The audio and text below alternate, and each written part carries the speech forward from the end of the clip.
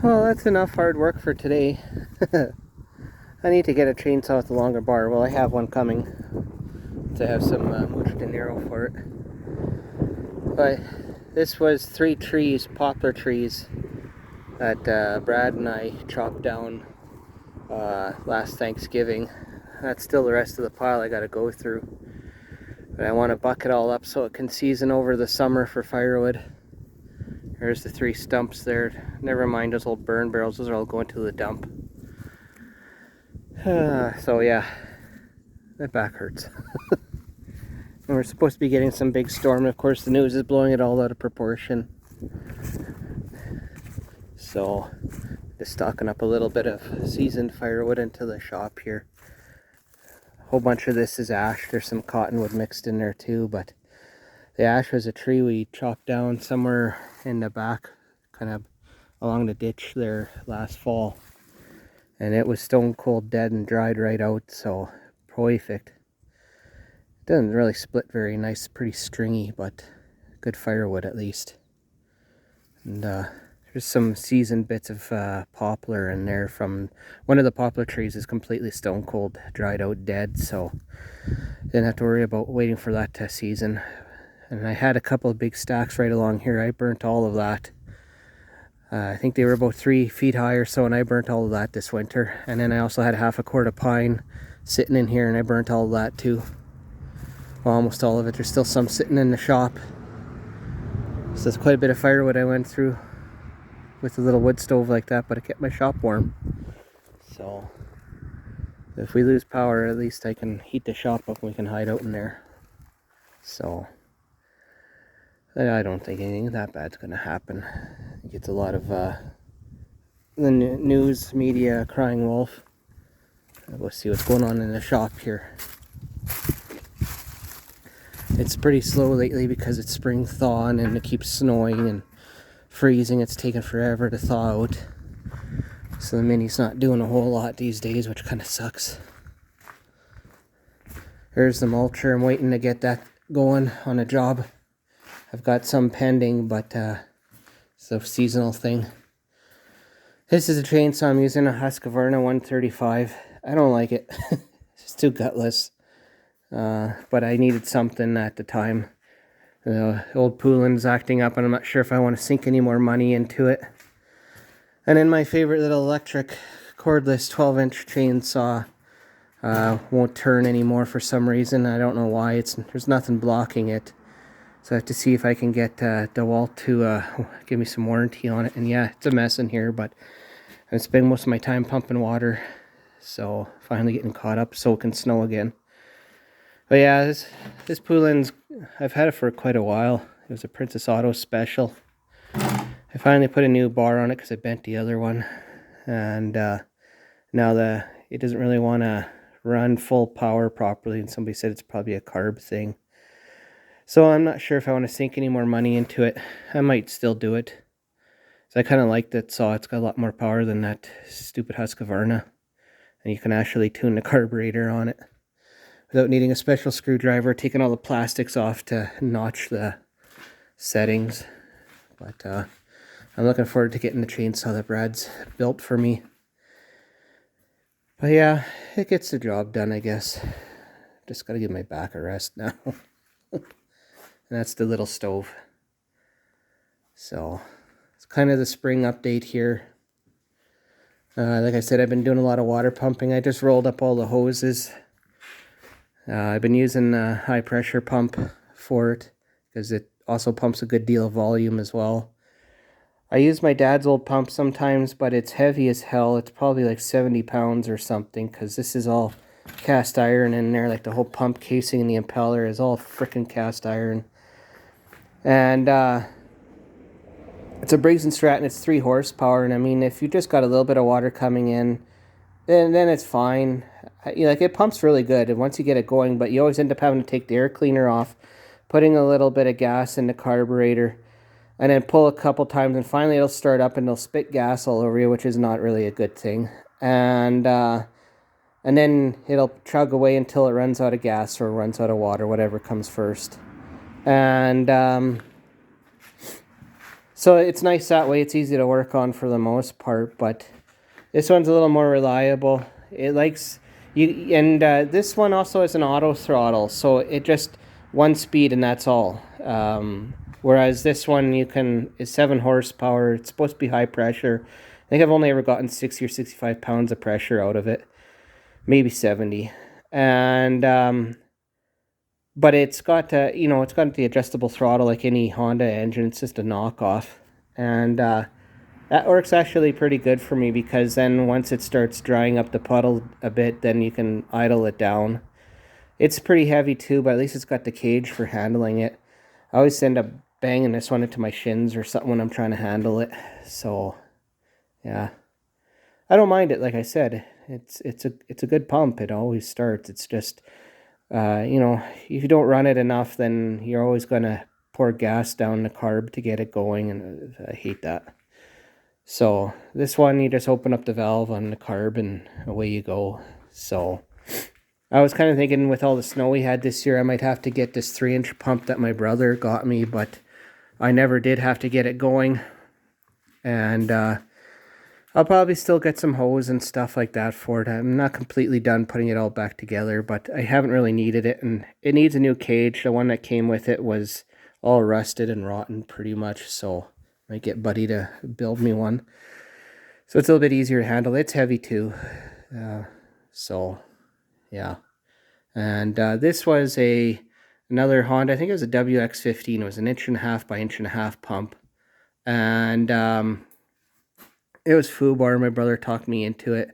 And the valves are all sloppy and everything. So it's just completely wore out. So I just started taking it apart, and I wanted to take the impeller off because I wanted to see if I could salvage at least a pump. And I broke the friggin' nut off there, so I'm not sure what to do with it now. It might just go to the dump. All I've done with it so far, after getting it dismantled that far, was salvage the base that it sat on. And I built this pump. It uses a Keen Engineering P90 pump end. It's the same engine. It's a GXH50. It does like 6,000 or 7,000 RPM. It's 1.5 suction by 1.25 discharge, which I've necked down to 1 inch, because I've never seen 1.25 hose or anything like that. And I've been just doing a little bit of pressure testing on it. I think I've got it a little bit over 60 PSI. It should be able to do 70 apparently, but I haven't gotten it that far. And I'm not sure if there's something you can do for carburetor jetting on these little tiny carburetors, because it kind of burps every now and then. It's a little bit rough to get it going. It'll start in the first pull, but it takes a bit of tinkering around with the choke on it. So that's kind of a piss off that way. But this thing's nice and light. So compared to like my old Princess Auto 98cc engine, the Power Fist one there, it's actually pretty light. I just miss using that one because it's just 1 inch by 1 inch, 40 PSI. And it was good for all sorts of little pumping jobs or even sprinkling. But it started burning up oil. Like I started getting oil coming out of was it out of the air cleaner or one of the breathers or something, which suggested that the valves are probably worn out, or the rings. So I bought this one to replace it, and I can't even get it to go. It kind of chugged a little while. Oh, I don't know, maybe Monday or something like that, or maybe Sunday. It was one of the nicer days. It burped a little bit, and then that was it. I couldn't get it going after, so I'm not sure what to do with it. But it's basically the same as the Harbor Freight 1 inch pumps that a lot of guys post about, that they say are so good. But it feels like there's no compression in it when you're pulling it over, so I'm not sure what the hell's going on with it. So I hardly put any hours on it last year. I just ended up using the high pressure one for all my sprinkling and that, since I could run a bunch of sprinklers off it. So I'd like to get a good like fire pump, not necessarily like a Mark III, because I hate having to mix gas and all that, and they're so friggin' loud. But I think they got one. It's like a 2-stage pump. It runs a Honda engine on it, but they're well over $1,000, so it's not going to be anytime soon that I'll get one. But I kind of like one that's like a 2-stage pump, so I can do like 120 PSI or something like that. And that would be pretty nice. And just so that I know it's reliable, with a proper Honda engine and all that. Whereas most of these are Chinese, except for the little guy there. Because if we do get into another forest fire situation in the area, then I'd like to have something that I can rely on. So yeah, I dug out all the stumps there in the back. That was great. I've been wanting to get them out for a long time now. So when things dry up finally, then it'll just be all grading and shaping all of that. And eventually I'll be putting a wood boiler somewhere in the back there for heating both the shop and the house and the hot water. So, and I had to get the well hooked up yet. That's all back there. That's what that white pipe is sticking out of the ground in the back there. And then that big culvert thing, that's our current well. It's a bit sketchy, so eventually I'll get that filled in once I have the new one hooked up. But yeah, it's been pretty quiet here through the winter. Not much going on. A little bit of trucking, a little bit of snow hauling. Lots of running the tractor, just keeping the driveway plowed and helping out one or two of the neighbors a bit. So, yeah. And then made that big trip out to Alberta. It was only a 3-day event. And my buddy came with me and we picked up the trailer. We went and picked up the Mini and then brought it all the way back to Manitoba here.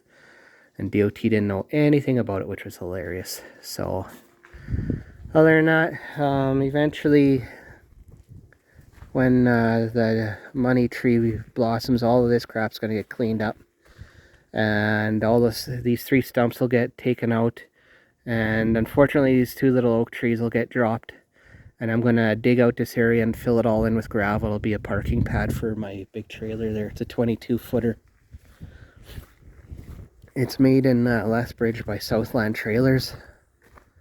And it's fairly good for the most part. I think they could have done a better job painting it because some of the backs of the rails here are all exposed. But it's just a trailer. It's inevitable. And the neat thing about it is that these ramps, this is an ATV trailer I borrowed from the ATV club recently. And I kind of got all my stuff parked out here because it's the driest part in the yard. And anyway, they're double hinged, so you can take the strut out here, pull the pin, and then fold them flat on the deck. So I just have them up like this because I was moving it around and loading and unloading the mini excavator. It's a little bit easier to leave them like this. So I kind of like this. You can sort of see it's like another bracket here, and then you can just flip it up and over. So it's pretty nice. And it's a tri-axle. It's good for 21,000 pound. My truck, I think, is rated for 20,000 pound max. So, you know, it's rated even heavier than the truck is. But eventually I'll get like a F550 or an F750 or something along those lines. I'd kind of like to have a 3-ton with a dump box on it.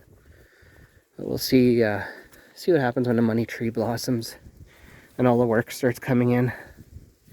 So, the tractor, I've been wanting to sell it, but I still owe too much on it, so it does come in handy for the yard. But one of those new mini loaders would actually be nicer.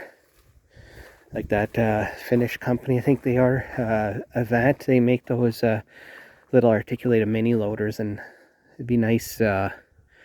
It'd be a lot nicer than this, and plus everything's hydraulic on it. You're not trying to power everything off a PTO or rear hydraulics. Everything is made to run off the front, and the engine's on the back, or it should be. Because one thing when using a tractor with pallet forks is once the pallet forks are down on the ground like this, you can't see anything. Like when you're trying to pick up a pallet or anything like that, it really sucks. So other than that, I think it's a pretty good tractor. I just got to get the emissions deleted, and it'll be a great tractor after that. So yeah, I still got lots of cutting to do, but I got what I want done. I got a couple wheelbarrow loads I can bring into the shop and stack up and do a bit of splitting.